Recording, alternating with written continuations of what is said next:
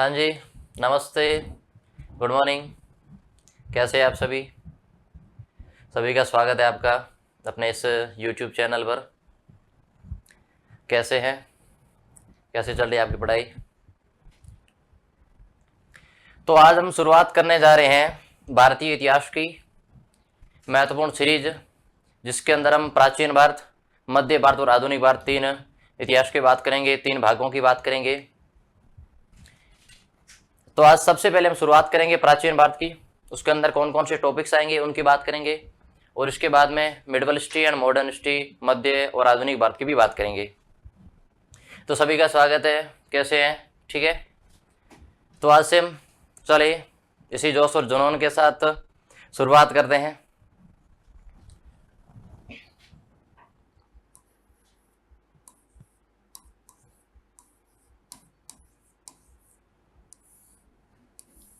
इतिहास। अब इतिहास सबसे तो वाकिफ है ही।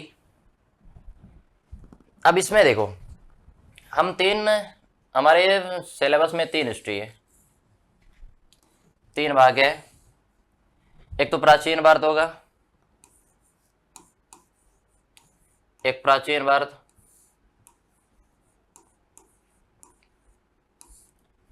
एक मध्यकालीन भारत,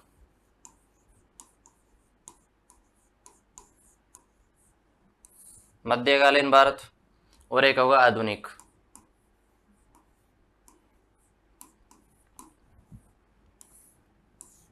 तो सबसे पहले देखो, हमारे तीन भाग है, प्राचीन भारत, मध्य भारत और आधुनिक काल।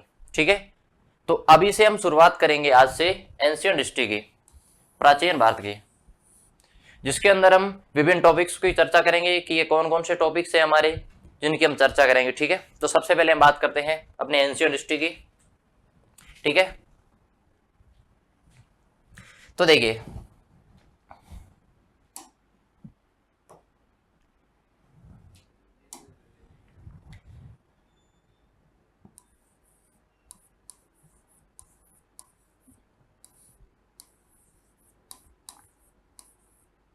प्राचीन भारत। अब बात करते हैं प्राचीन भारत में अपने कौन कौन से टॉपिक्स आएंगे, उनकी चर्चा करते हैं कि किस प्रकार से हम टॉपिक्स को के महत्वपूर्ण तथ्यों का अध्ययन करते हुए आगे बढ़ेंगे। ठीक है ना?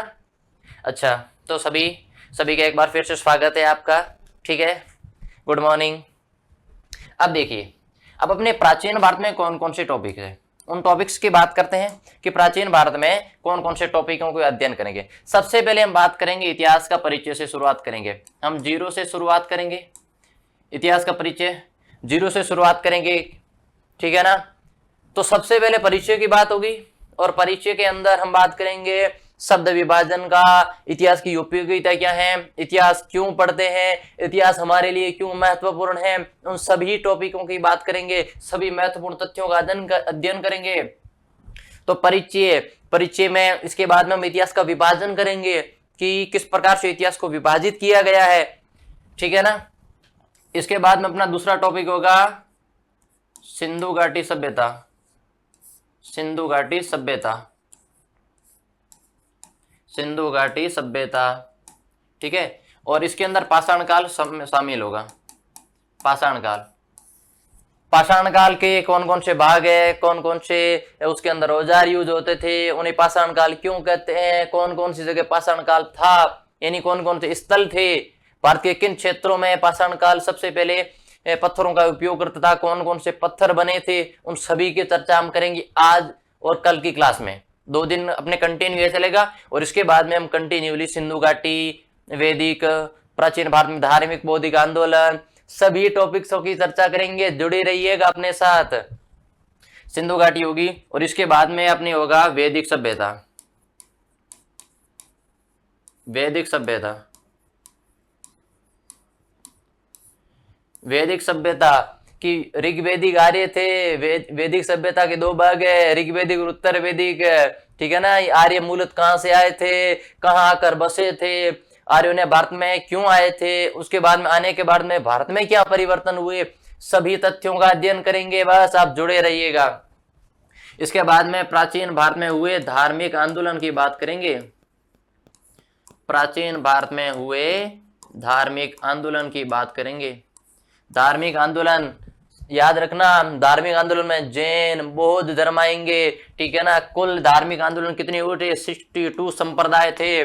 62 संप्रदाय में से 2 संप्रदाय आगे बढ़े, वो क्यों नहीं बढ़े और ये क्यों बढ़े, उसके पीछे क्या रीजन था, उसी की बात करेंगे। किस प्रकार से महात्मा बुद्ध ने ज्ञान प्राप्ति की, किस प्रकार से वे उन्होंने अपने ज्ञान का प्रसार किया, ठीक है।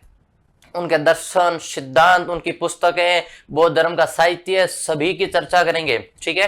तो अभी बिना समय गंवाए सीधे चलते हैं अपनी आज के टॉपिक की ओर, ठीक है। चलिए, अभी आज का अपना टॉपिक है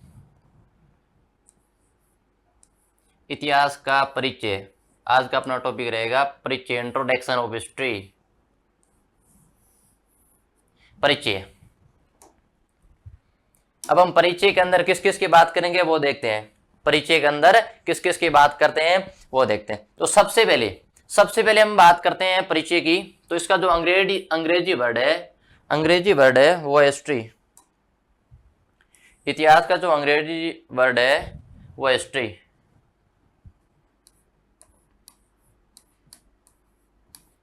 इतिहास को अंग्रेजी में क्या कहते हैं? हिस्ट्री।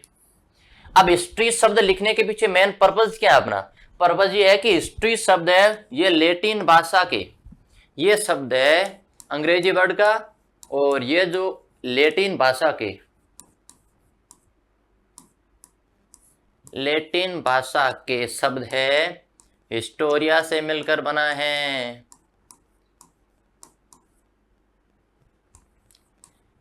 अंग्रेजी वर्ड हिस्ट्री शब्द है यह लैटिन भाषा के हिस्टोरिया शब्द से मिलकर बना है। लैटिन भाषा के हिस्टोरिया शब्द से मिलकर बना है, जिसका मतलब होता है शोध करना या अन्वेषण करना। क्या कहते हैं मेरे प्यारे दोस्तों? शोध करना या अन्वेषण करना। शोध करना या अन्वेषण करना कहते हैं। शोध करना या अन्वेषण करना। इतिहास, ठीक है, परिचय में बात करेंगे। देखो यहां शुरुआत करते हैं, यहीं लिख देते हैं इतिहास। ये जो इतिहास शब्द है ये अंग्रेजी के हिस्ट्री शब्द से मिलकर बना है, और हिस्ट्री लैटिन भाषा के हिस्टोरिया शब्द से मिलकर बना है, जिसका मतलब होता है शोध करना या अन्वेषण करना। शोध करना या अन्वेषण करना। और अब ये बताइएगा कि शोध करना या अन्वेषण करना किसे कहते हैं? कि किसी भी पुरानी वस्तु के बारे में जानकारी इकट्ठी करना और उसके बारे में लिखित रूप में प्रदान करना, ठीक है, वो शोध करना या अन्वेषण करना कहलाता है। इसके बाद में चलते हैं। अब इसके बाद में हम चलते हैं इतिहास के संस्कृत भाषा के, ये संस्कृत भाषा के 3 शब्दों से मिलकर बना है। 3 शब्दों से मिलकर बना है। संस्कृत भाषा के 3 शब्दों से मिलकर बना है।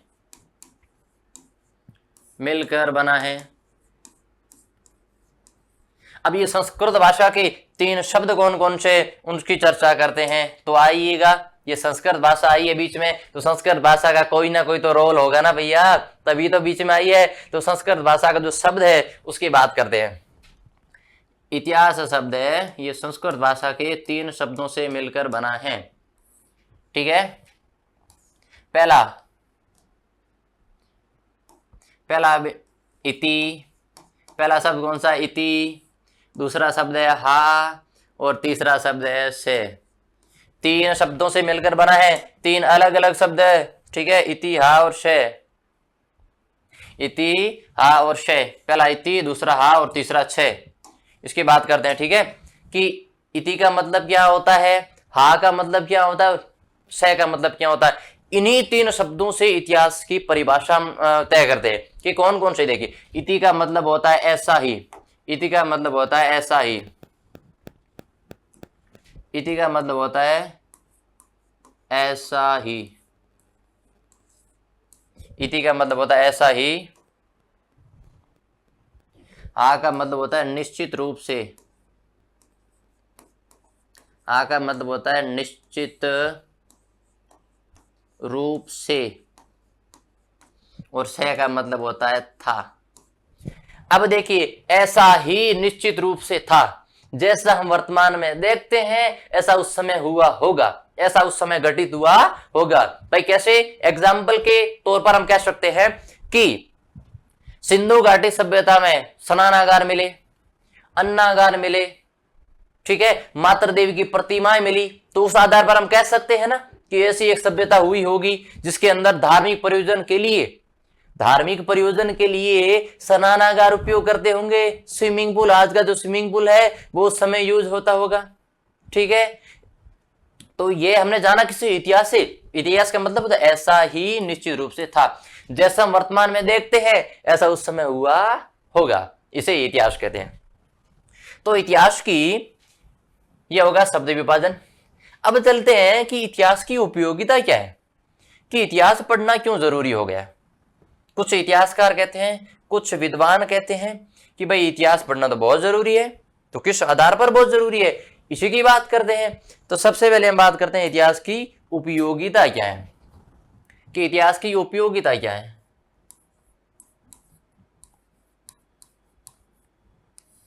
कि इतिहास की उपयोगिता क्या है।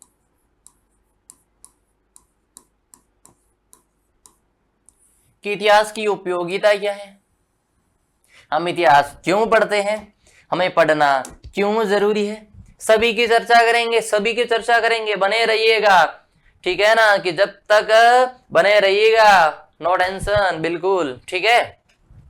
अभी बात करते हैं इतिहास की उपयोगिता की। इसके अंदर अलग अलग विद्वान अलग अलग बात करते हैं, लेकिन कहते हैं कि इतिहास कितनी महत्वपूर्ण है, सभी की चर्चा करते हैं। सभी यही बताते हैं कि इतिहास कितना महत्वपूर्ण है, क्योंकि हमें इतिहास पढ़ना जरूरी है नहीं है, इसके आधार पर हम कह सकते हैं कि इतिहास कितना जरूरी है। तो हमें भी पढ़ना है ना, तो हम पढ़ते हैं, आइएगा। तो इतिहास की उपयोगिता के बारे में पहला मत है, सबसे पहले बात करते हैं कौटिल्य की। कौटिल्य भैया आप जानते हैं, कौटिल्य, चाणक्य की चोटी प्रसिद्ध, और विष्णुगुप्त। आप चाणक्य कितना फेमस था, आप इससे मैं एक बात कहता हूं, उससे आप जान लोगे कि अगर हमारे गांव में कोई बंदा है, कोई आदमी है, उसके अंदर कुटिलता है, तो वो कहता ना सारा चाणक्य जैसी नीति है इसके पास में, यानी कि ये चाणक्य है, बहुत दिमाग वाला था। चाणक्य अकेला था, नंद वंश जैसे महान शासक घनानंद को पराजित करके और एक अखंड भारतीय साम्राज्य की स्थापना करके चंद्रगुप्त मौर्य उसका शासक बनाया, वो चाणक्य। उस चाणक्य ने, उस विष्णुगुप्त ने, उस कौटिल्य ने इतिहास के बारे में क्या कहा, वो कहता है कि इतिहास कितनी महत्वपूर्ण है, इतिहास कितनी महत्वपूर्ण है कि एक राजा को प्रतिदिन इतिहास का श्रवण करना चाहिए, प्रतिदिन इतिहास का श्रवण करना चाहिए, कि एक राजा को प्रतिदिन इतिहास का श्रवण करना चाहिए, श्रवण करना चाहिए। अब कौटिल्य ये क्यों कहता है भाई, इसके पीछे में पर्पस क्या है, कि इतिहास इतनी महत्वपूर्ण है कि एक राजा को, एक किंग को प्रतिदिन इतिहास का श्रवण यानी सुनना चाहिए, इतिहास को सुनना चाहिए, क्योंकि किस प्रकार से हमने इतिहास में जो गलती की वो हम आगे नहीं करेंगे, वही तो इतिहास है। इतिहास पुराने तथ्यों को जानना ही इतिहास नहीं है, उससे एक सीख लेनी है कि इतिहास में प्राचीन हमारे राजा थे, वो पराजित हुए, क्यों हुए, क्योंकि हमने विदेशियों को शरण दी और अपने शासकों के द्वारा उनकी सहायता की, तो इस कारण हमारे शासक हार गए। दूसरा बात, क्षेत्रीय राजवंश थे, कि छोटे छोटे राजवंश थे, और एक राजवंश को हराया तो दूसरे ने साथ नहीं दिया, दूसरे को हराया तो तीसरे ने साथ नहीं दिया। अगर वो सभी संगठित होके एक विदेशी पर आक्रमण करते तो आज भारत थोड़ी है उस समय गुलाम हुआ होता, बताइएगा। भारत में सबसे पहले ईरानी आए थे, तो ईरानी आए तो मूलतः ईरानियों का आने का पर्पस था। ईरानी आए, तक्षशिला के राजा हम भी यूं खड़े थे कि आइएगा, पधारिएगा, हम आपकी सहायता करते हैं, हमारे शासकों को पराजित कीजिए। यूनानी आए, यूनानी में सिकंदर आया, सिकंदर में तक्षशिला, अम्बी, शशिगुप्त, ये शासक तैयार खड़े थे। उन्होंने कहा आ जाइए आ जाइए, हमारे यहाँ पर एक बहुत खतरनाक राजा है पोरस, नाम क्या है, पोरस, आप उस पोरस को टपका दीजिएगा, हम आपके साथ है। तो पोरस जैसे महान शासक पराजित हुए विश्वासघात कारण। तो इतिहास चाणक्य यही कहता है, इतिहास आपको यही सीख देता है कि एक राजा को प्रतिदिन इतिहास का श्रवण करना चाहिए, कि एक राजा को प्रतिदिन इतिहास का श्रवण करना चाहिए। दूसरी बात कौन करते हैं, दूसरी बात अबुल फजल।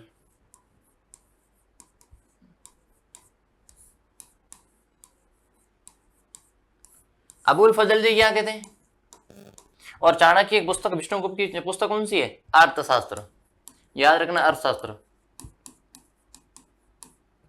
अर्थशास्त्र में कितनी अधिकरण है, 15 अधिकरण है। नाम से रखता है कौन सी पुस्तक है, अर्थशास्त्र की। नहीं, ये भूल मत करना।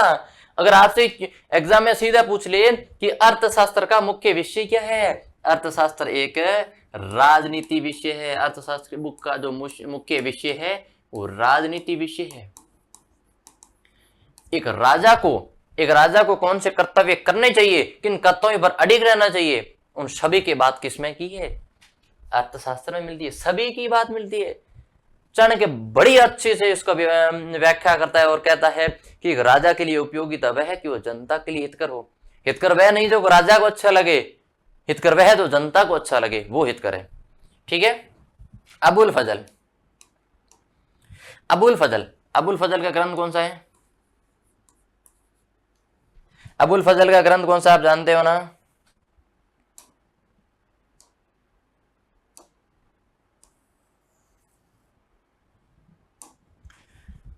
आइन अकबरी, आइन अकबरी, आइन अकबरी अबुल फजल का ग्रंथ है, जिसमें अबुल फजल कहता है कि इतिहास किस विषय का है, इतिहास क्यों महत्वपूर्ण है, उसकी चर्चा अबुल फजल करता है। एक मिनट,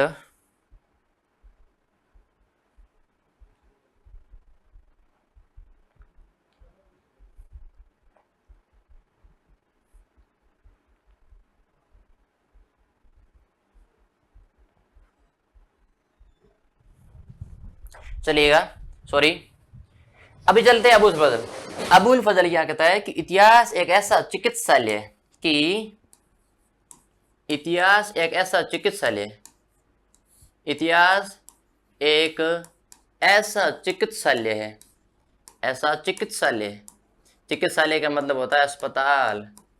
इतिहास एक ऐसा चिकित्सालय है जिसमें सभी मरीजों की, जिसमें सभी मरीजों की, सभी मरीजों की दवा उपलब्ध है, सभी मरीजों की दवा उपलब्ध है, दवा उपलब्ध है। यह कौन सी बात होगी कि सभी मरीज है, उन सभी की दवा इतिहास में उपलब्ध है। कहां से, कैसे, मैं बताता हूं, आप भी जानते हो कि रामायण याद है आपको, रामायण में श्री राम याद है, श्री राम के भाई लक्ष्मण याद है, लक्ष्मण को एक तीर लगा था, शब्द शक्ति बाण लगा था, उस समय जड़ी बूटी कहां से आई थी, वो जड़ी बूटी का हमें किससे पता चलता है, अरे वो जड़ी बूटी कहां से आई थी हमें पता किससे चलता है, हमें इतिहास से पता चलता है, इतिहास से पता चलता है। बताइएगा, ये आप जानते नहीं हो तो अब इतिहास महत्वपूर्ण है। तब कहते हैं इतिहास एक ऐसा चिकित्सालय जिसमें सभी मरीजों की दवा या बीमारी की दवा उपलब्ध है, सभी मरीजों के बीमारी की दवा उपलब्ध है, कि कोई भी बीमारी हो उसकी दवा कहाँ है, इतिहास में उठा कर दीजिए, कहीं ना कहीं कोई ना कोई जड़ी बूटी आपको मिल जाएगी। इसके बाद में एक इतिहासकार आता है बेकन, इसके बाद में एक इतिहासकार आता है बेकन, बनने के बाद आता है बेकन भैया। बेकन भैया क्या कहते हैं, बेकन भैया उससे भी ज्यादा खतरनाक बात करते हैं, बेकन भैया उससे भी ज्यादा खतरनाक बात करते हैं। इतिहास को विज्ञानों की रानी कहते हैं, इतिहास को विज्ञानों की रानी कहते हैं। बेकन भैया इतिहास को विज्ञानों की रानी कहते हैं।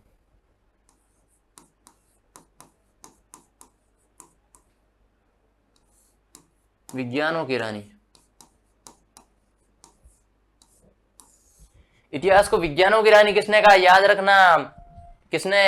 अरे बेकन भैया, अपने बेकन भैया, ठीक है ना। और बेकन का ग्रंथ कौन सा है भैया, ये याद रखना, बहुत इंपॉर्टेंट, तारीख फिरोज शाही। तारीख फिरोज शाही, बेकन का ग्रंथ कौन सा है, तारीख ए फिरोज शाही। बेकन का ग्रंथ कौन सा है, तारीख ए फिरोज शाही। तो इतिहास की उपयोगिता के बारे में, उपयोगिता के बारे में चाणक्य क्या कहता है? चाणक्य कहता है कि इतिहास, एक राजा को प्रतिदिन इतिहास का श्रवण करना चाहिए। और अबुल फजल कहते हैं इतिहास एक ऐसा चिकित्सालय जिसमें सभी मरीजों की बीमारी की दवा उपलब्ध होती है। और जिसमें बेकन एक बात करते हैं कि विज्ञानों की रानी, उसका ग्रंथ है तारीख फिरोज शाही, याद रखना, ठीक है। तो ये विभिन्न इतिहासकारों की बात होगी। अब एक इतिहासकार और है कि इतिहास अपने, अगर हम परिभाषा की बात करते हैं कि इतिहास की परिभाषा क्या है, इतिहास कहते किसे है, तो उस परिभाषा को सटीक तरीके से बैठाने का जो काम किया है वो किसने किया है, वो किया है E.H. कांट। वो परिभाषा किसने बैठाई है, E.H.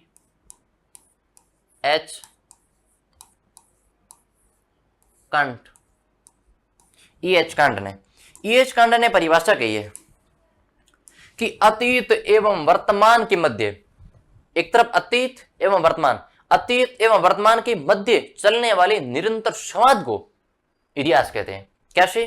कि देखो, एक बार लिखते हैं कि अतीत एवं वर्तमान के मध्य, वर्तमान के मध्य चलने वाले निरंतर संवाद को, चलने वाले निरंतर संवाद को, चलने वाले निरंतर संवाद को, निरंतर संवाद को क्या कहते हैं, निरंतर संवाद को, निरंतर संवाद को इतिहास कहते हैं। अतीत एवं वर्तमान के मध्य चलने वाले निरंतर संवाद को इतिहास कहते हैं। अतीत का मतलब होता है जो बीत गया है। अतीत का मतलब क्या होता है भैया, देखिएगा, दो शब्द हैं, एक अतीत, एक वर्तमान, इनके मध्य चलने वाला निरंतर संवाद। अब देखिए, निरंतर शब्द और बीच में ये शब्द जरूरी, कंटिन्यूसली। अतीत, अतीत का मतलब होता है जो बीत गया भैया, जो बीत गया है। आप समय वेस्ट मत करना, क्योंकि आपको पता है बीता समय कभी वापस नहीं आता है, बीता समय कभी वापस नहीं आता। जो बीत गया, वर्तमान जो चल रहा है, वर्तमान में जो चल रहा है, इन दोनों के मध्य देखो, जो बीत गया है और जो चल रहा है, इन दोनों के मध्य जो संवाद है, जो बीच में कंटिन्यूली इंटरव्यू है, समन्वय है, कॉम्बिनेशन है, उसे इतिहास कहते हैं, उसे इतिहास कहते हैं, ठीक है ना, समझे। E.H. Can't, E.H. कांट की महत्वपूर्ण परिभाषा याद रखना कि अतीत एवं वर्तमान के मध्य चलने वाले निरंतर संवाद को इतिहास कहते हैं, याद रखिएगा। अब चलते हैं, अब हम बात करते हैं कि किस प्रकार से इतिहास की परिभाषा तो हमने जान ली। अब इतिहास लिखी किसने, इतिहास के जनक कौन है, कोई ना कोई तो होगा, आपके जैसा महान विद्वान है, किसी ने तो लिखी होगी। तो आइए उसे जानते हैं कि किस व्यक्ति था, कौन सा व्यक्ति था जिसने इतिहास लिखी थी, जिसे फादर ऑफ हिस्ट्री कहते हैं, इतिहास का पिता कहते हैं। इतिहास का पिता, हाँ बिल्कुल कहते हैं। देखिएगा, अपने सिलेबस में, अपने सिलेबस में अगर हिस्ट्री जाने तो पहली है विश्व इतिहास, विश्व इतिहास। दूसरा है भारत इतिहास, विश्व इतिहास, भारत इतिहास। और तीसरा है अपने राजस्थान हिस्ट्री, राजस्थान हिस्ट्री सभी को पता है, राजस्थान इतिहास, और बहुत अच्छी तरह से जानते हो आप, राजस्थान के शासक से पूर्णतः वाकिफ हो। ठीक है ना। तो सबसे पहले हम बात करेंगे विश्व इतिहास की, उसके बाद में भारत इतिहास की, और उसके बाद में राजस्थान इतिहास की। अब इतिहास की ना, विश्व इतिहास की बात नहीं करें, हम इस बात करेंगे कि इतिहास का जनक किसे कहते हैं, इतिहास का जनक कौन है, इतिहास का जनक कौन है। ठीक है, तो विश्व इतिहास का जनक है वो हेरोडोट्स, एक नाम आता है हेरोडोट्स। विश्व इतिहास का जनक कौन है भैया, हेरोडोट्स। नाम बड़ा प्यारा है। यूनान का एक दार्शनिक था, इतिहासकार था। यूनान का दार्शनिक था, इतिहासकार तो बाद में बना है। इतिहास की सबसे पहले हेरोडोट्स को विश्व इतिहास का जनक कहते हैं और इतिहास का जनक कहते हैं। क्यों कहते हैं, क्योंकि सबसे पहले इतिहास की घटनाओं को क्रमबद्ध तिथिवार तरीके से संगठित करने वाला आदमी कौन था, हेरोडोट्स था। रिपीट करता हूं कि सबसे पहले इतिहास की घटनाओं को क्रमबद्ध तिथिवार तरीके से संगठित करने वाला व्यक्ति कौन सा था, हेरोडोट्स था। हेरोडोट्स का ग्रंथ है हिस्टोरिका, हिस्टोरिका इसका ग्रंथ है। हेरोडोट्स का जो ग्रंथ है वह हिस्टोरिका। हेरोडोट्स का अगर ग्रंथ की बात करते हैं वह हिस्टोरिका।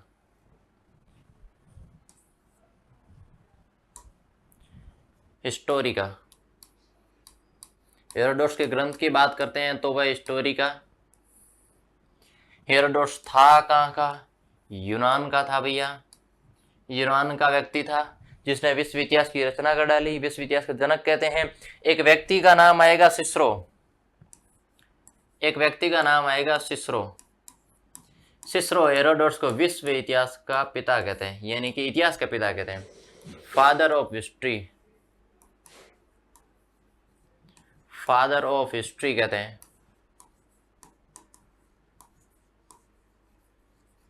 फादर ऑफ हिस्ट्री यानी कि इतिहास का पिता कहते हैं।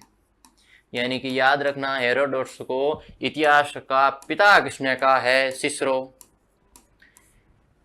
सिसरो नाम याद रखना, बहुत महत्वपूर्ण नाम है, बहुत महत्वपूर्ण नाम है कि विश्व इतिहास का जनक हेरोडोट्स है तो उसे इतिहास का पिता किसने कहा है, सिसरो ने कहा है।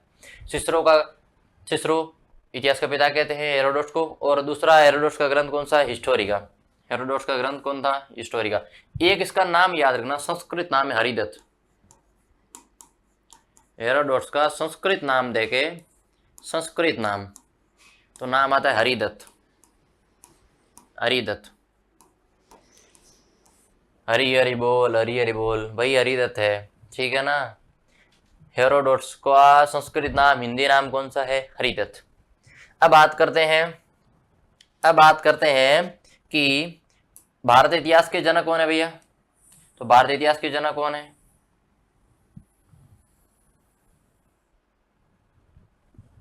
भारत इतिहास के जनक कौन है। तो अगर सबसे पहले भारत इतिहास के जनक की बात करते हैं,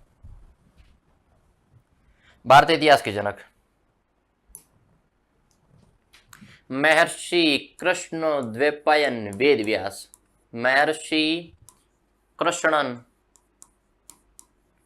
द्वैपायन वेदव्यास के गुरुजी और नाम है कहीं है, ये अपनी संस्कृति है भैया। 3 पीढ़ी का नाम साथ ही लिखवाते हैं, 3 पीढ़ी का नाम दोस्तों साथ ही लिखवाते हैं। एक मुगल काल का शासक है शाहजहां, जहांगीर है शाहजहां, उसकी जो उपाधि है कि अबुल मुजफ्फर साबुद्दीन मोहम्मद साहिब किराने सानी। कहीं बोलिया कि अबुल मुजफ्फर साहबुद्दीन मोहम्मद साहिब किराने सानी, ये उस एक बंदे की उपाधि है। तो क्या उपाधि यार, नाना नानी दादा दादी सभी का नाम साथ में ठोक दिया, घुसेड़ दिया। ठीक है, महर्षि कृष्णद्वैपायन वेदव्यास। वेदव्यास का ग्रंथ कौन सा है, आप सभी जानते हो, महाभारत है, महाभारत है, याद रखना। और आप महाभारत को आपने देखी होगी, लॉकडाउन में यही काम था, वैसे भी आपने कौन सा बड़ा तीर मार लिया था। तो वेदव्यास का ग्रंथ था महाभारत। एक ग्रंथ याद रखना, रामायण। रामायण, रामायण के लेखक कौन है, महर्षि वाल्मीकि। महर्षि वाल्मीकि कौन थे, महर्षि वाल्मीकि थे भैया। रामायण के लेखक कौन थे, महर्षि वाल्मीकि थे। समझ में आया। अच्छा, अब बात करते हैं अपने राजस्थान इतिहास की। राजस्थान इतिहास के जनक कौन है, एक बहुत ही अच्छा नाम आता है, कर्नल जेम्स टोड। कौन सा नाम आता है? Colonel James Tod. आप उसे क्या कहते हैं? घोड़े वाले बाबा कहते हैं। क्या कहते हैं? घोड़े वाले बाबा कहते हैं। घोड़े वाले बाबा कहते हैं कि भैया घोड़े वाले बाबा, कर्नल जेम्स टोड, राजस्थान इतिहास का जनक। उनकी दो पुस्तकें हैं, annals and antiquities of Rajasthan. दूसरा है the travel in western India, पश्चिमी भारत की यात्रा। पश्चिम भारत में कौन है? आपनो राजस्थान। धरती दोहराली, वही राजस्थान है। ठीक है, तो कर्नल जेम्स टोड की दो पुस्तकें हैं। पहली पुस्तक है एनाल्स एंड एंटीक्विटीज की, annals and antiquities of Rajasthan, annals and antiquities of Rajasthan. दूसरी पुस्तक का नाम है, दूसरी पुस्तक कौन सी? The travel in western India, पश्चिमी भारत की यात्रा। पश्चिम भारत में कौन है? हम हैं। कि the travels in western India.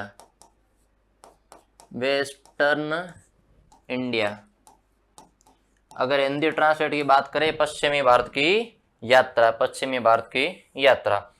तो ये होगी इतिहास की परिभाषा, होगी चर्चा होगी। अब इतिहास के जनक की चर्चा होगी। अब हम बात करेंगे कि इतिहास की चर्चा होगी तो इतिहास लिखा किसने? कि भाई हेरोडोटस ने लिखा, महर्षि कृष्णदेव पाल वेदव्यास ने लिखा, कर्नल जेम्स टोड ने लिखा। तो ऐसे मानव बने कहां से? सबसे पहले मानव कहां से बने? ये थॉट दिमाग में आना चाहिए कि मानव की उत्पत्ति कैसे हुई। मानव की उत्पत्ति को जानते हैं कि किस प्रकार से मानव बना।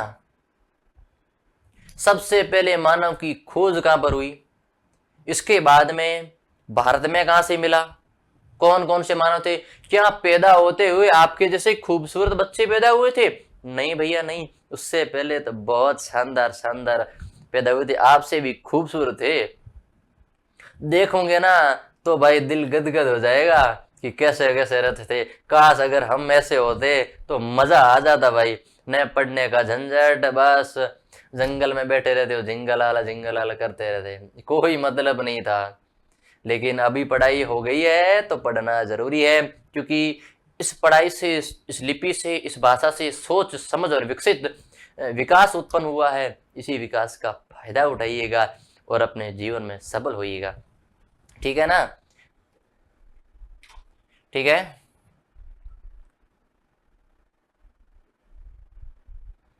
अब बात करते हैं मनुष्य की उत्पत्ति। अभी हम बात किसकी करेंगे कि आपके जैसे फूट रहे मानव किस्या बढ़िया भाई, किस्या बढ़िया। और पहलो मानव कठे मिलियो, ठीक है, उसकी चर्चा करेंगे।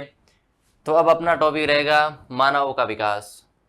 अब अपना टॉपिक है मानव विकास के सिद्धांत, मानव विकास के सिद्धांत, मानव विकास के सिद्धांत। अब इसके संदर्भ में हम दो बात करेंगे, सिद्धांतों के संदर्भ में दो बात करेंगे कि कौन कौन से सिद्धांत है। तो सिद्धांतों में पहली बात करेंगे धार्मिक सिद्धांतों की, क्योंकि धार्मिक सिद्धांत एक हम कह सकते हैं एक थॉट प्रोसेस थी कि धर्म के माध्यम से किस प्रकार से अगर मनुष्य की उत्पत्ति बताई जाए तो वो उसे कोई खंडन नहीं कर सके। अब खंडन कैसे कर सकते हैं भाई, उन्होंने बनाए इस तरीके से है कि उसका खंडन नहीं है। तो देखो दो भाग है ना, दो भाग है। एक बात करेंगे हम धार्मिक मत की कि किस प्रकार से मानव बना, धार्मिक मत क्या था। और दूसरा है वैज्ञानिक मत कि अपने साइंस किस प्रकार से बता दिए कि मनुष्य की उत्पत्ति हुई। अब भाई साइंस वाला तो प्रमाणिक है, वैज्ञानिक मत, लेकिन हम भी किसी से कम है क्या? हमने सीधा अल्लाह के ब्रह्मा जी पे ठोक दिया कि ब्रह्मा जी ने ये मानव बनाए हैं। तो मानव अकेले कैसे बने भाई? 4 वर्ण थे उस समय, ब्राह्मण, क्षत्रिय, वैश्य और शूद्र, जो समय साइंस की उत्पत्ति नहीं हुई थी उससे पहले। जिसमें साइंस से ये खोजबीन वाले सभी यंत्र संयंत्र नहीं थे उस समय अपना धार्मिक मत काम करता था। आपको पता होगा कि ब्रह्मांड की खोज कैसे हुई है, कि धार्मिक मत ठोक दिया उसने, कहा ये चलो ये सही। पृथ्वी कैसी है, कि गोल है, मान लिया कि गोल है। पृथ्वी की चारों तरफ ग्रह चक्कर लगाते हैं, वो भी मान लिया। फिर साइंस आई तो साइंस ने जितने भी कंफ्यूज दूर थे वो दूर किए थे। तो अभी तो हम बात करेंगे, हमें इतिहास का काम है गलत और सही दोनों को साथ लेकर जाना, गलत और सत्य दोनों को साथ में लेकर जाना। तो धार्मिक मत की बात करते हैं।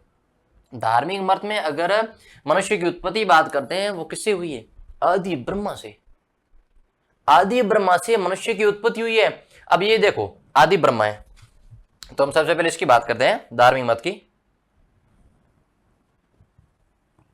धार्मिक मत की बात करते हैं, ठीक है।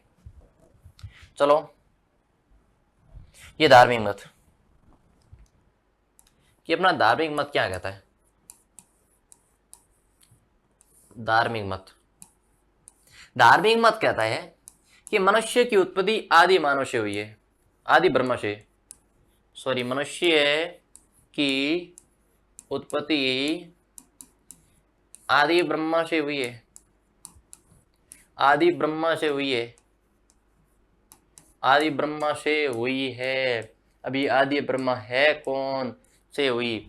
आदि ब्रह्मा से मनुष्य की उत्पत्ति हुई है। अब आदि ब्रह्मा, ये अपने आदि ब्रह्मा, कि आदि ब्रह्मा से मनुष्य की उत्पत्ति कैसे हुई? तो देखिएगा आदि ब्रह्मा से मनुष्य की उत्पत्ति कैसे हुई।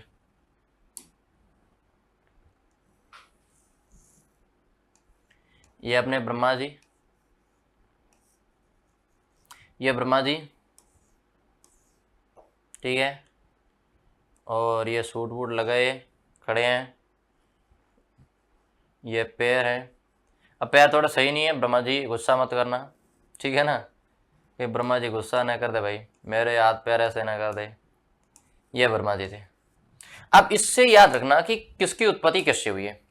उस समय चार कौन से थे? 4 वर्ण थे, ब्राह्मण, क्षत्रिय और वैश्य और शूद्र, 4 वर्ण थे। तो 4 वर्णों की उत्पत्ति में देखो, मुख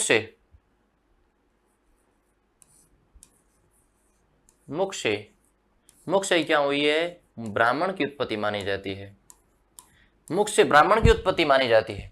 भुजाओं से, ये जो डोले छोले ना, इन डोले छोले से, भुजा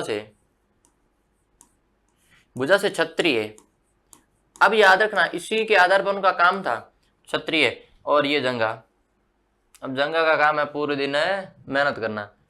जंगा से किसकी हुई है? वैश्य की। ब्राह्मण, क्षत्रिय, वैश्य और अंतिम में कौन बचा? पैरों के अंदर शूद्र भाई। पैरों के अंदर कौन था? शूद्र। पैरों के अंदर शूद्र। अब इसी आधार पर उनका काम निर्धारित था कि अगर मुख से क्या है बोला जाता था, तो ब्राह्मण को कार्य क्या था? प्राचीन जब वैदिक, ऋग्वैदिक, उत्तर वैदिक और जैन बौद्ध, उसके समय जो ब्राह्मण वर्ग था, उसका कार्य था पूजा पाठ, यज्ञ, कर्मकांड आदि। तो ब्राह्मण का कार्य था ये मुख वाला, तब ब्राह्मण की उत्पत्ति मुख से हुई। सेकंड है भुजाओं से, डोले छोले, भुजाओं की उत्पत्ति किसी हुई? क्षत्रिय से, कि क्षत्रिय का कार्य था रक्षा करना, तो रक्षा किससे होती है? भुजाओं से होती है। थर्ड बात है जंगा का मत काम क्या होता है? पैरों का काम क्या होता है? पैरों का काम होता है पूरे दिन काम करना, फुल डे ऑन ड्यूटी। वैश्य का कार्य था व्यापार, वैश्य का क्या था? व्यापार, ये याद रखना, व्यापार। और क्षत्रिय का था रक्षा। और शूद्र का सभी था पैर में थे, पैर दबाओ, मालिश करो, बैठे रहो, दास्ता करो, इन्हीं की दास वर्ग था। ये था अपना धार्मिक मत कहता है कि आदि ब्रह्मा से मनुष्य की उत्पत्ति हुई है। ब्राह्मण, क्षत्रिय, वैश्य, शूद्र, ये ब्रह्मा से तो उत्पन्न हुए, मुख से ब्राह्मण, भुजा से क्षत्रिय, जंगा से वैश्य और पैर से शूद्र। ये तो अपना धार्मिक मत था। अब हम बात करते हैं साइंस की।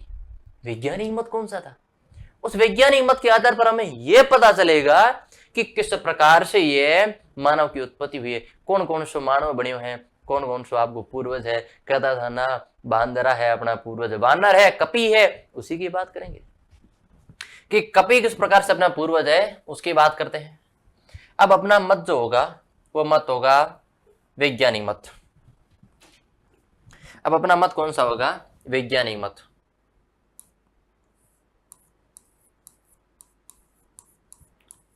अपना मत है वैज्ञानिक मत। वैज्ञानिक मत में क्या क्या बात है उसकी बात करते हैं। वैज्ञानिक मत में एक नाम आता है विकासवाद का सिद्धांत। कि विकासवाद का सिद्धांत कहीं है? अरे विकासवाद का सिद्धांत वह सिद्धांत है जिसमें कोई एक मनुष्य है, वो अगर इंडिया में रहता है और उसकी संतान उत्पत्ति होती है तो अपना जैसा वही है। और अगर वही इंसान एक लॉन्गेस्ट पीरियड के कारण अगर इंग्लैंड चला गया, ऑस्ट्रेलिया चला गया, तो उसकी संतान कैसी होगी? गोरा और चिट्टा होगा, अरे बुरा बुरा डेविड वार्नर जैसा होगा। और अगर वही व्यक्ति अगर एक लॉन्गेस्ट पीरियड के कारण से वेस्ट इंडीज चला जाए तो वहां से सब क्रिस गेल पैदा होंगे। और क्रिस गेल तो पैदा नहीं होंगे, लेकिन क्रिस गेल जैसे काले काले पैदा होंगे। हम तो सांवले हैं, वेस्ट इंडीज वाले काले हैं, पता नहीं है हम भी कैसे हैं। तो वैज्ञानिक मत कहता है, विकासवाद का सिद्धांत कहता है कि एक निश्चित वातावरण होता है, उस वातावरण से अगर एक समय के लिए एक प्रजाति बाहर जाती है तो उसकी अगर नई प्रजाति पैदा होगी, वो उस वातावरण के अनुसार अपना रंग बदल देगी, वातावरण के अनुसार अपने को चेंज करेगी। वो विकासवाद का सिद्धांत है। तो विकासवाद का सिद्धांत पहले नाम आता है। पहले नाम कौन सा आता है? विकासवाद का सिद्धांत।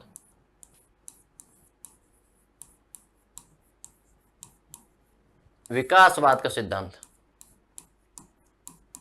अब हम ये बात करेंगे विकासवाद का सिद्धांत दिया किसने, कि विकासवाद का सिद्धांत दिया किसने। तो विकासवाद का सिद्धांत किसने दिया भैया? चार्ल्स डार्विन ने। नाम आएगा चार्ल्स डार्विन। या डार्विन अंकल थे, डार्विन अंकल ने विकासवाद का सिद्धांत दिया। चार्ल्स डार्विन ने विकासवाद का सिद्धांत दिया। चार्ल्स डार्विन विकासवाद का सिद्धांत, याद रखना बहुत महत्वपूर्ण क्वेश्चन है ये, कहीं से भी टपक सकता है, किधर से भी टपक सकता है कि मानव विकास के सिद्धांत में चार्ल्स डार्विन ने कौन सा सिद्धांत दिया? कि विकासवाद का सिद्धांत दिया। विकासवाद का सिद्धांत किसने दिया? कि चार्ल्स डार्विन ने दिया। तो चार्ल्स डार्विन कहता है कि एक मनुष्य एक निश्चित वातावरण के अंदर उससे बाहर रहकर, कि एक व्यक्ति का वातावरण यह है, दूसरे का यह है, अगर एक वातावरण के अंदर उसकी संतान पैदा होगी तो समान होगी, अगर उस वातावरण चेंज करेगी तो उसकी संतान या उसकी प्रजाति अलग होगी। चार्ल्स डार्विन की दो पुस्तक है, origin are species, origin are species, 1859 में ये पुस्तक लिखी, जिसके अंदर बताया गया है कि मानव की उत्पत्ति कैसे हुई थी, कि आपके जैसी मूर्त है वो कैसे बनी थी। तो मनुष्य की उत्पत्ति किस प्रकार से उसकी इसके अंदर जानकारी मिलती है कि मानव उत्पत्ति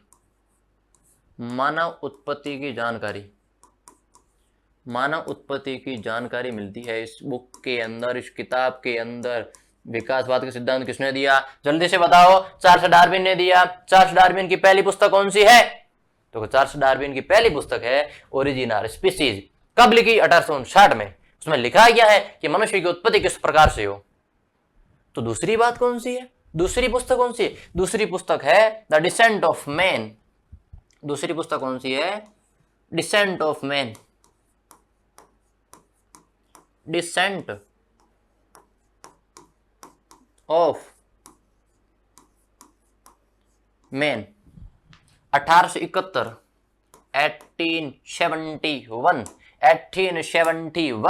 ठीक है ना। डिसेंट ऑफ मैन पहली पुस्तक, ओरिजिन ऑफ स्पीसीज दूसरी है, डिसेंट ऑफ मैन पहली 1859, दूसरी 1871 के अंदर।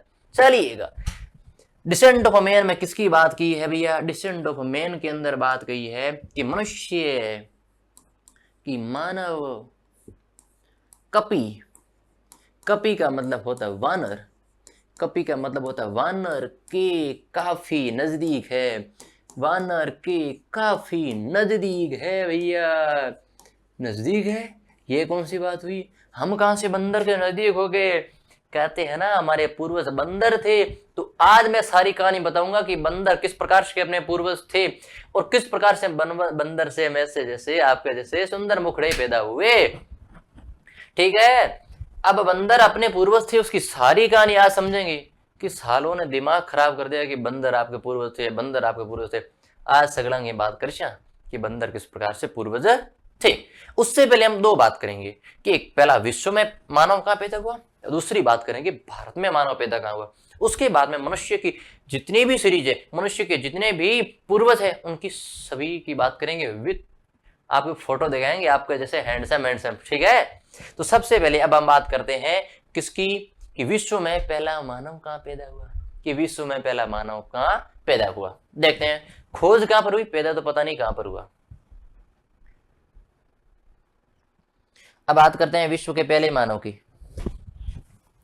ठीक है। अब देखो विश्व में पहला मानव मिला है तो उसके हिसाब से सोच लो कि विश्व में पहला मिला है, क्या पता अगर हम मिल जाते तो फेमस तो होते यार कि वो बंदा था जो पहला मानव था। तो देखिए दो बात है, पहला विश्व में मानव का विकास, विश्व में प्रथम मानव की खोज, प्रथम मानव की खोज, कि विश्व में पहलो मानव कौन सो मिलियो, कठे मिलियो, उसकी बात करते हैं। विश्व में प्रथम मानव की खोज कैसे हुई थी, कहां पर मिला था। हाँ, तो अब हमने बात की है विश्व में प्रथम मानव की खोज, कि विश्व में आपके जैसा पहला मानव कहां पर मिला, ठीक है ना। विश्व में आपके जैसा पहला मानव कहां पर मिला, इसकी बात करते हैं। तो सबसे पहले याद रखना महाद्वीप कौन सा है, अपने महाद्वीप नाम याद रखना है अफ्रीका महाद्वीप। कौन सा महाद्वीप, अफ्रीका महाद्वीप, अफ्रीका महाद्वीप है। अफ्रीका महाद्वीप का देश कौन सा है, देश कौन सा है, केन्या देश, देश कौन सा भैया, केन्या देश है। अफ्रीका महाद्वीप का केन्या देश, और केन्या देश की झील कौन सी है, तुर्कान झील। केन्या देश की कौन सी झील है, तुर्कान झील। अब देखिएगा विश्व का प्रथम मानव अफ्रीका महाद्वीप की केन्या देश की तुर्कान झील, उस इस तुर्कान झील में क्या मिला है, 8 साल के बच्चे की खोपड़ी मिली है, 8 साल के बच्चे का जीवाश्म मिला है। यहां से मिला क्या है कि 8 साल के बच्चे का, 8 साल के बच्चे का जीवाश्म मिला है। तो देखिएगा 8 साल के बच्चे का जीवाश्म मिला है, ये केन्या देश कहां पर है इसकी बात करते हैं, ठीक है ना। तो उससे पहले हम बात करते हैं भारत के प्रथम मानव की, भारत के प्रथम मानव की खोज। देखिए अब बात करते हैं भारत की, भारत के प्रथम मानव की खोज, कि भारत में आपके जैसे, भारत में प्रथम मानव की खोज आपके जैसे कहां पर मिले, आपके जैसे नहीं मिले, क्योंकि वो आपसे भद्दे थे, बुरे थे, क्योंकि उनका रूप रंग ढंग व्यवहार एक बंदर जैसा था, बंदर जैसा था। मैं सभी की मानवों की चर्चा करूंगा आपके सामने, एक एक मानव की कहानी सुनेंगे कि किसका, हमें लोग कहते हैं ना कि हमारे पूर्वज बंदर थे, कपी थे, वानर थे, उनकी चर्चा आज हम करेंगे, पूरी कहानी समझेंगे। उससे पहले हम थोड़े यहाँ आते हैं कि विश्व में पहला मान अफ्रीका महाद्वीप की केन्या देश की तुर्कान झील में, जबकि भारत में कहां पर मिला, भारत में मिला है मध्य प्रदेश। भारत में कहां मिला है, मध्य प्रदेश, मध्य प्रदेश। भारत में पहला मानव मध्य प्रदेश, मध्य प्रदेश का हथनोरा ग्राम, हथनोरा ग्राम, हथनोरा ग्राम, ठीक है, मध्य प्रदेश का हथनोरा ग्राम। इसकी यहां पर खोज किसने की है, 1982 में अरुण सोनकिया ने खोज की है, नाम आता है अरुण सोनकिया। याद रखना महत्वपूर्ण चीज है कि विश्व में प्रथम मानव की खोज तो की है अफ्रीका महाद्वीप, केन्या देश, तुर्कान झील, 8 साल के बच्चे का जीवाश्म, ठीक है ना, समझ में आया। अब देखिए भारत में प्रथम मानव की खोज यहाँ पर विश्व के संदर्भ में है, यहाँ पर भारत के संदर्भ में है, दो अलग अलग बातें हैं। तो विश्व के संदर्भ में देखें तो अफ्रीका महाद्वीप, भारत के संदर्भ में देखें तो मध्य प्रदेश। अगर भारत के संदर्भ में देखें तो कौन सा है भैया, मध्य प्रदेश। और मध्य प्रदेश का हथनोरा ग्राम, और हथनोरा में 1982 में अरुण सोनिया ने खोज की है।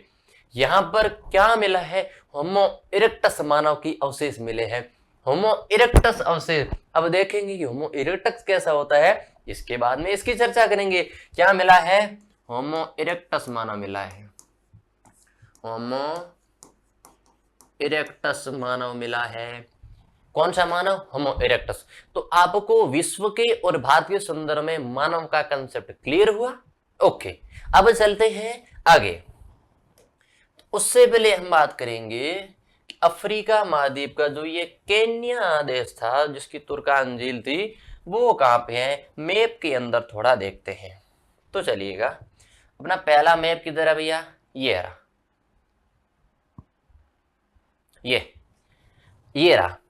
अब देखिए इसमें हम चर्चा करेंगे अफ्रीका महाद्वीप, अफ्रीका महाद्वीप का केन्या।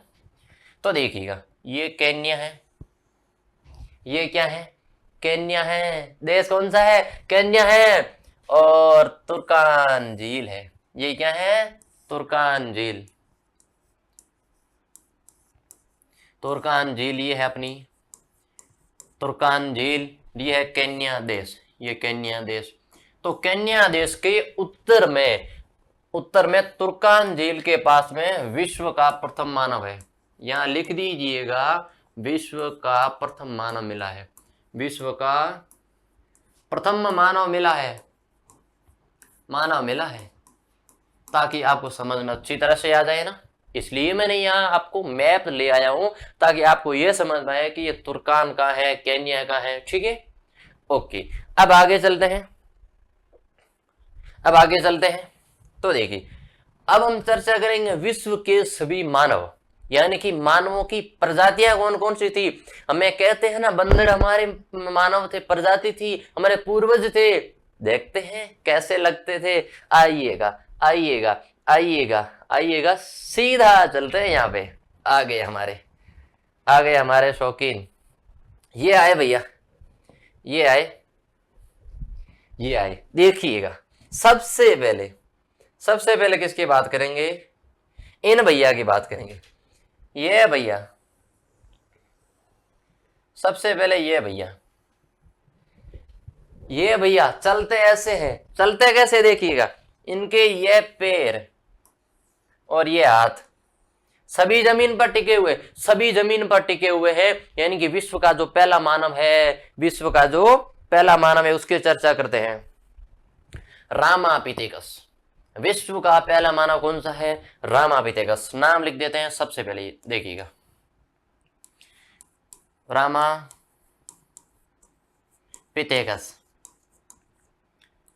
ये अपना पहला मानव है। अपनी पहली मानव की प्रजाति कौन सी मिली थी, रामापिथेकस मिली थी। याद रखना, नोटेड करना, नोट्स बनाते रखना साथ में, क्योंकि देखो पहला मानव।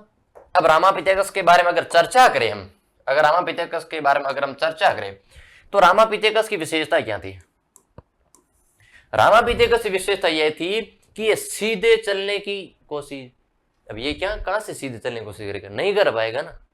ये पहला मानव था जो जंगलों में गया था। देखिएगा पहला मानव जो जंगलों में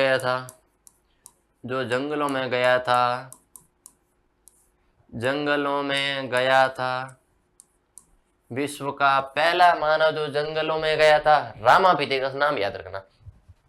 इसके बाद में अगर देखें, इसके बाद की अगर बात करते हैं तो कौन सा मानव होगा, ये। इसके बाद की अगर बात करते हैं तो ये मानव भैया होंगे। ये इसको यहां से काट देते हैं, यहां से चलिएगा, यहां से होते हुए ये से साथ में नहीं है, ये विश्व के दूसरे मानव थे। कौन से थे भैया, इनका नाम क्या था जरा हमें बताइएगा। तो इनका नाम भी बड़ा अच्छा है। इनका नाम अगर देखे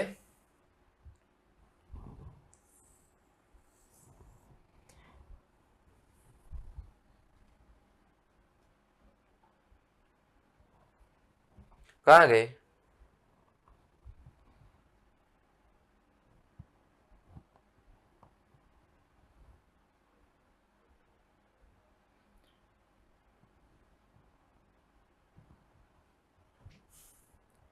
अब देखो ये तो भाग गए यहां से भैया, कहाँ गए यार?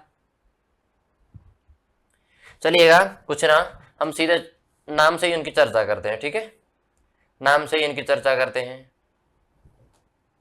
अब नाम देख लेते हैं, आपने चित्र तो देख ही लिया होगा, इसमें कोई बड़ी बात नहीं, चले गए तो ठीक है ना। अब विश्व का पहला मानव कौन सा था, उसके नाम देखते हैं। मैंने क्या बोला था? Ramapithecus, Ramapithecus.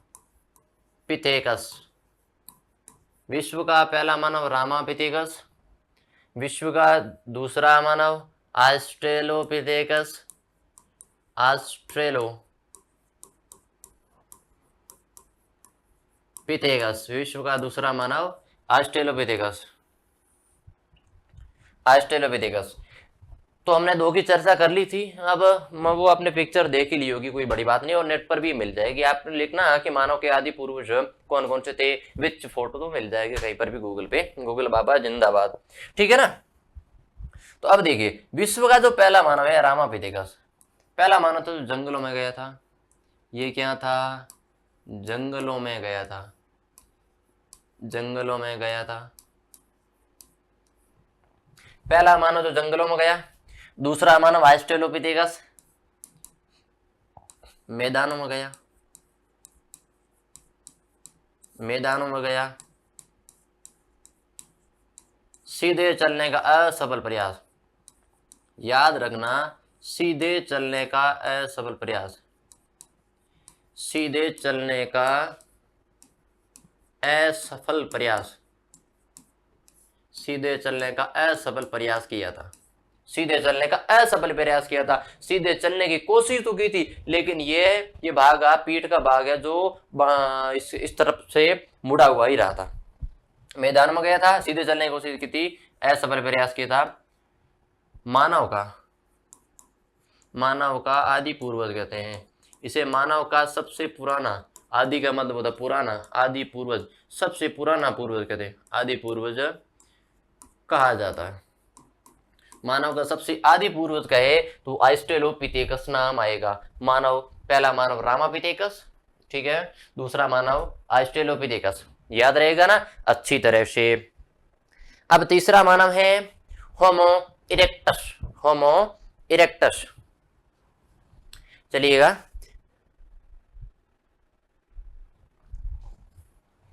तीसरा मानव, तीसरा मानव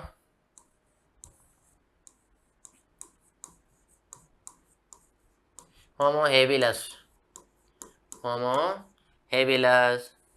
ये अपने विश्व का तीसरा मानव था। ये तीसरा बंदा था, तीसरा मानव का आदि पूर्वज था जो मिला था, ठीक है। अब ये क्या करते हैं, कुछ तो नया करेंगे। नाम ही होमो हेबिलस। हेवी का मतलब क्या होता है? भारी। भारी क्या होते हैं? पत्थर। पत्थर तोड़ने का प्रयास, पत्थर तोड़ने का प्रयास किया था इन्होंने। पत्थर तोड़ने का प्रयास किया था, याद रखना, पत्थर तोड़ने का प्रयास, पत्थर तोड़ने का प्रयास किया था। दूसरी बात क्या निकलेगी इनके सामने? इनके सामने ये कारीगर मानव थे, कारीगर मानव। कारीगर मानव कहते हैं, कारीगरी कौन क्या करते हैं? इन्होंने हाथ का थोड़ा प्रयोग शुरू किया था, हाथ का प्रयोग शुरू किया था, हाथ का प्रयोग शुरू किया था। किन्होंने? होमो हेबिलस। नाम क्या है? हेवी। हेवी का मतलब होता है भारी। भारी क्या होते हैं? पत्थर। पत्थर कौन तोड़ते हैं? कारीगर। उन्हें क्या कहते हैं? कारीगर मानव कहते हैं। सीधी बात होगी। तीसरी बात और निकल दी है, नाम से चलता है। राम कहाँ गए थे? जंगलों में गए थे, तो रामापिथेकस जंगलों में गए थे। ऑस्ट्रेलोपिथेकस सीधे चलने की कोशिश की थी, मैदान में गए थे, और मानव का आदि पूर्वज कहते हैं। तीसरा था होमो हेबिलस। हेवी के मतलब होता पत्थर तोड़ने की शुरुआत की थी। कारीगर मानव कहते हैं, हाथ का थोड़ा प्रयोग शुरू किया था। तीन है कंसेप्ट क्लियर हुए। अब है चौथा मानव। अब है चौथा मानव। चौथा मानव कौन सा है? हेडेलबर्ग। चौथा मानव है हेडेलबर्ग।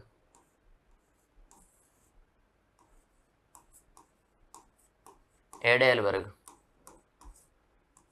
ये एक यूरोपीय मानव था। ये एक यूरोपीय मानव था। इसके बारे में कुछ खास चर्चा नहीं मिलती है। इसके बारे में कुछ खास चर्चा नहीं मिलती है, कोई उल्लेख, कोई वर्णन नहीं मिलता है।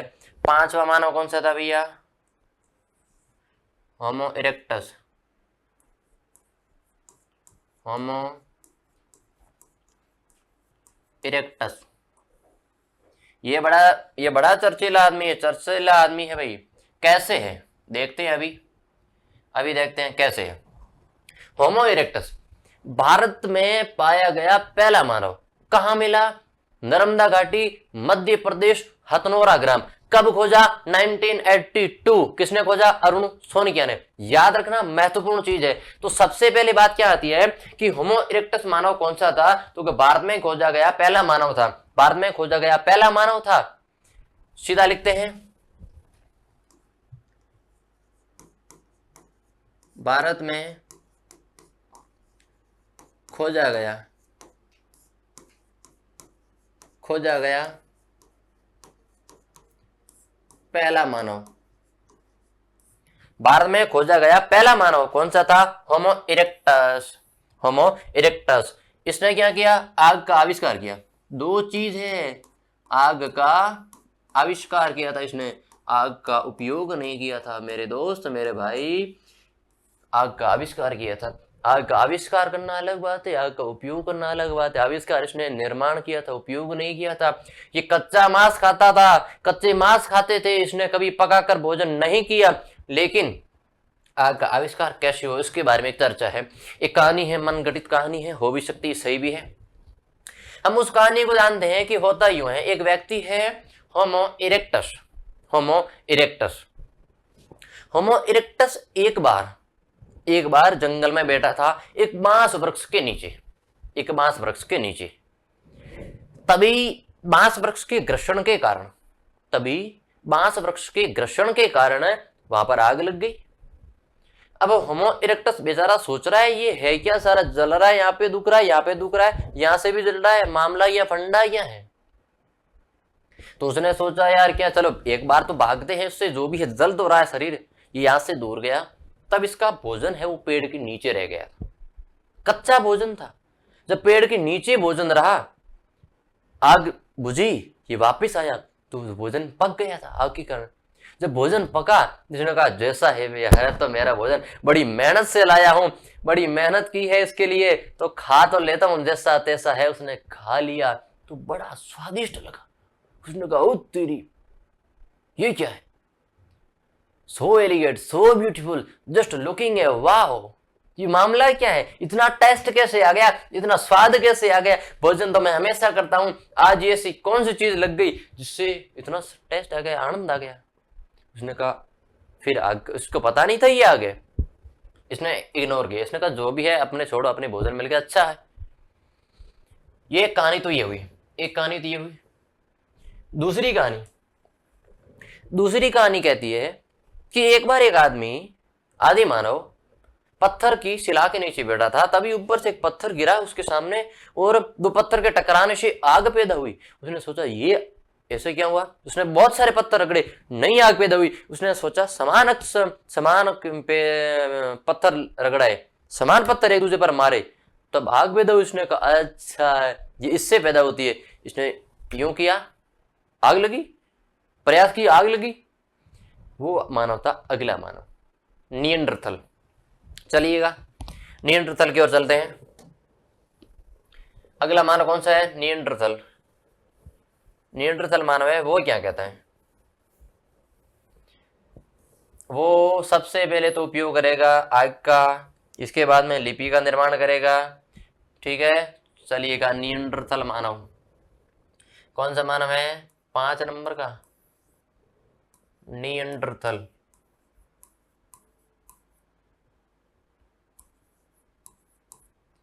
निएंडरथल ये मानव है। अब निएंडरथल भैया क्या करते हैं, उनकी और चर्चा करते हैं। निएंडरथल आग का उपयोग किया था, लिपि का निर्माण किया था, शवों को दफनाने की प्रक्रिया शुरू की थी, पुनर्जन्म में विश्वास शुरू किया था, कार्यों का वर्गीकरण किया था। हो तेरी, निएंडरथल इतना बुद्धिमान है। चलिएगा चर्चा करते हैं। पहली बात इसने आग का उपयोग किया। पहली बात इसने आग का उपयोग किया भैया। आग को सबसे पहले यूज किसने किया? क्या? निएंडरथल। दूसरी बात है कि इसने लिपि का निर्माण किया। लिपि का निर्माण किया। तीसरी बात, इसने कार्यों का वर्गीकरण किया।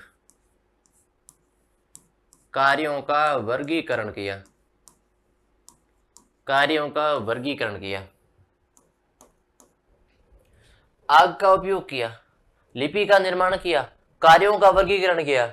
इससे ज्यादा बेचारा क्या ही करेगा? आपको आग दे दी, लिपि दे दी, कार्यों का वर्गीकरण दे दिया, बाकी आप जाने, अपना काम जाने। और मैंने इसमें एक बात कही थी कि इसने आत्मा का अस्तित्व स्वीकार किया था, पुनर्जन्म में विश्वास किया था। कैसे किया था? इसने शवों को दफनाने की प्रक्रिया शुरू की थी। शवों को दफनाने की प्रक्रिया शुरू की। शवों को दफनाने की प्रक्रिया शुरू की। अब एक इससे ना बात सामने आती है कि इसने शव को दफनाया, यानी कि इसने पुनर्जन्म में विश्वास किया।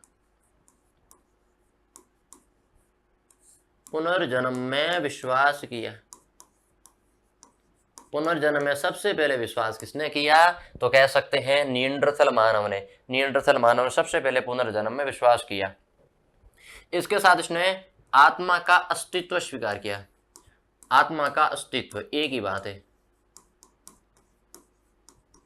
आत्मा का अस्तित्व स्वीकार किया। तो आत्मा का अस्तित्व कैसे? अगर आत्मा स्थायी है तो अजर है, अमर है, वापिस आएगी, पुनर्जन्म होगा, इसी के अंदर इसने विश्वास किया था। ठीक है। अगला मानव क्रोमैग्नन। अगला मानव छठा क्रोमैग्नन।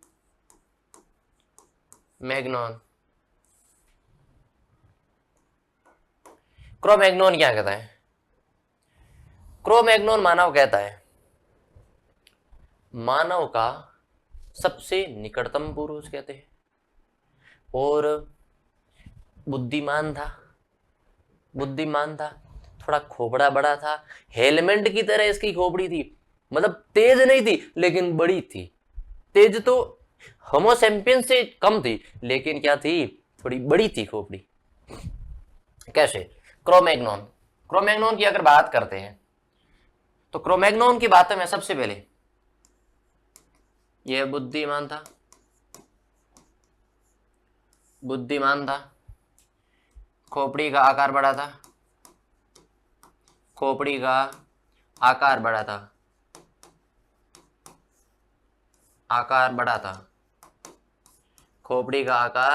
बड़ा था, समझे? अगली बात करते हैं होमो सैपियंस।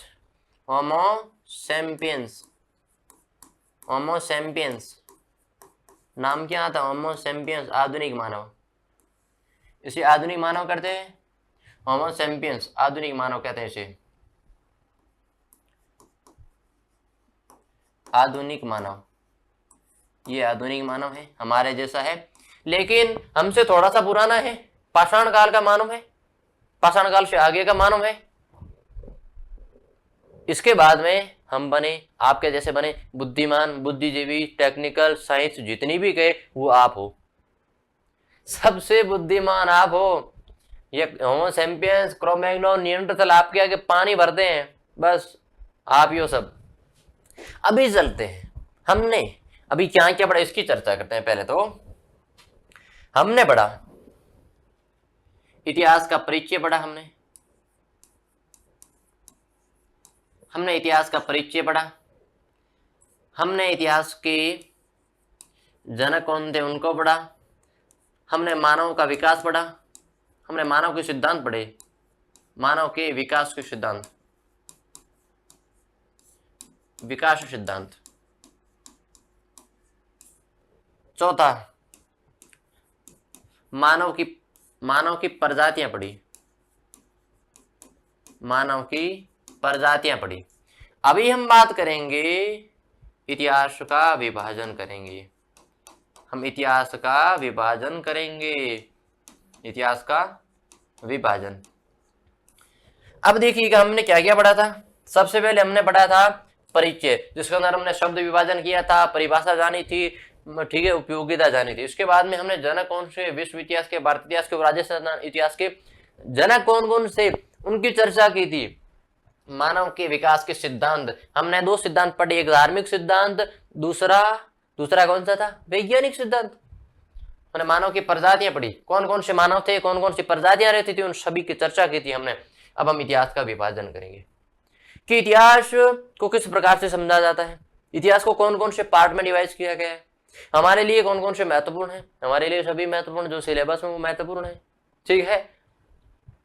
अब इतिहास का विभाजन हम इस प्रकार से करेंगे कि एक वैज्ञानिक तरीके से, न कि प्राचीन, मध्य और आधुनिक भारत, वो तो हमने विभाजित किया है। जब इतिहास का विभाजन एक साइंटिफिक, एक वैज्ञानिक तरीके से देखें ना, तो कौन कौन से भाग है उनकी चर्चा करते हैं। तो आइएगा सीधा उसी की चर्चा करते हैं, हम सीधा उसी की चर्चा करते हैं।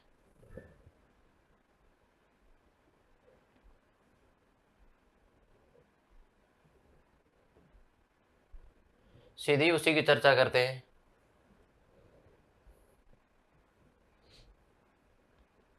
एक बार ये स्लाइड अच्छी चलनी शुरू हो जाए, ठीक है। अब देखिएगा विश्व में इतिहास का विभाजन कौन कौन से, उसकी चर्चा करते हैं। हम बात करते हैं इतिहास का विभाजन।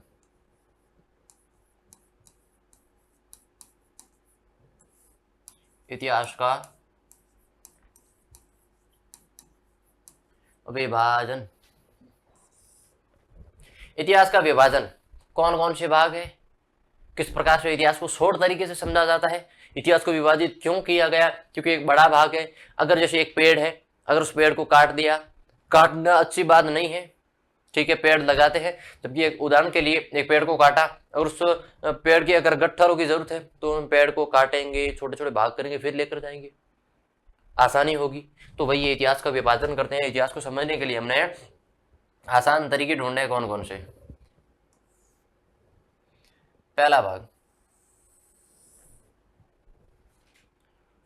भाग हमने, यहाँ पहला होगा, यहाँ दूसरा हो जाएगा, और यहाँ पर तीसरा होगा। कौन कौन से भाग हैं उनकी चर्चा करते हैं हम। सबसे पहले इतिहास का विभाजन देखते हैं, प्राग ऐतिहासिक इतिहास का, प्राग ऐतिहासिक काल कहते हैं उसे, प्राग ऐतिहासिक काल कहते हैं। दूसरा है आद्य ऐतिहासिक काल, दूसरा कौन सा है, आद्य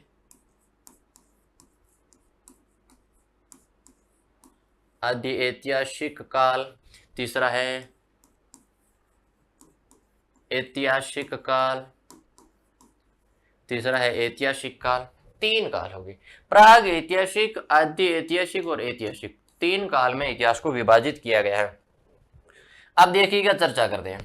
प्राग ऐतिहासिक किसे कहते हैं, आद्य ऐतिहासिक किसे कहते हैं, और ऐतिहासिक किसे कहते हैं, इसकी चर्चा करते हैं। इतिहास का सबसे पहले विभाजन देखते तो जेम्स मिल का विभाजन आता है, उसकी भी बात करेंगे हम इसके बाद में। लेकिन अगर इतिहास का अगर वैज्ञानिक विभाजन देखें ना, वैज्ञानिक विभाजन, इतिहास का अगर वैज्ञानिक विभाजन देखें तो ये है, ये इतिहास का वैज्ञानिक विभाजन है, इसे ही सबसे प्रमुखता दी गई है। प्राग ऐतिहासिक, prehistory, protohistory and story. प्राग ऐतिहासिक, आद्य ऐतिहासिक और ऐतिहासिक काल। सबसे पहले हम जानते हैं कि प्राग ऐतिहासिक काल कहते किसे हैं। प्राग ऐतिहासिक काल कहते किसे हैं, तो ऐसा काल जिसमें केवल पुरातात्विक साक्ष्यों का अध्ययन मिलता है, जिसमें केवल पुरातात्विक साक्ष्य मिले हैं। तो एक बात फिर सामने आएगी कि पुरातात्विक साक्ष्य क्या है, तो क्या जिसमें ईंटें, मनके, टीले, जीवाश्म ये चीज मिली है उसे पुरातात्विक साक्ष्य कहते हैं। साक्ष्यों के आधार पर अगर देखें तो पुरातात्विक साक्ष्य प्राग ऐतिहासिक काल में मिले। अब देखिए हम साक्ष्यों के आधार पर देखते हैं कि साक्ष्यों के आधार पर पहला साक्ष्य इसमें पुरातात्विक साक्ष्य,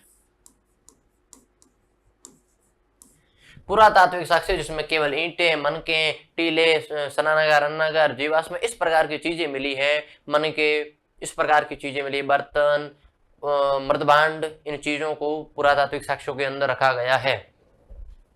दूसरी बात करते हैं आदि ऐतिहासिक काल की। आदि ऐतिहासिक काल की बात करते हैं जिसके अंदर साक्ष्य, इसके अंदर पुरातात्विक भी मिले हैं, दूसरे साहित्यिक।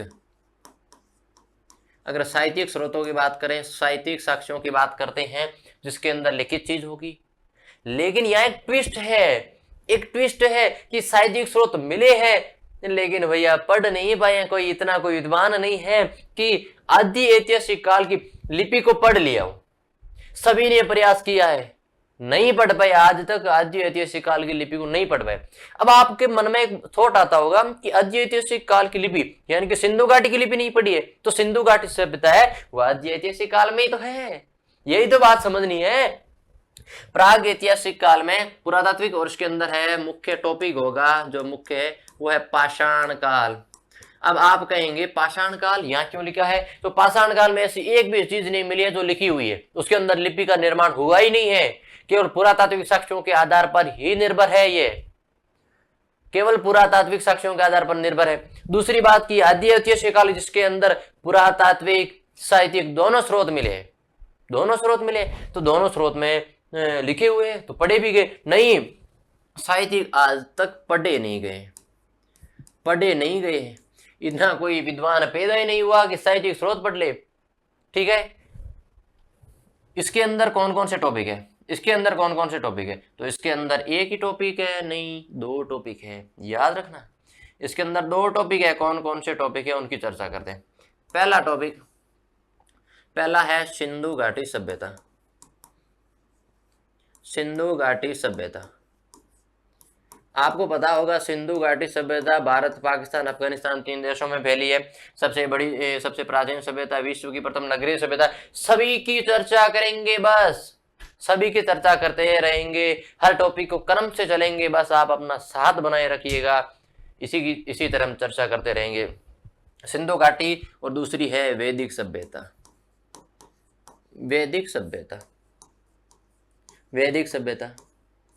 अब सिंधु घाटी सभ्यता और वैदिक सभ्यता, सिंधु घाटी सभ्यता की लिपि है माउस टू फिडन गोमुद्रिक। उस लिपि को कैसे पढ़े विद्वान, नहीं पढ़ा गया है। भाव चित्रात्मक पिक्चरोग्राफी लिपि है, नहीं पढ़ी गई है।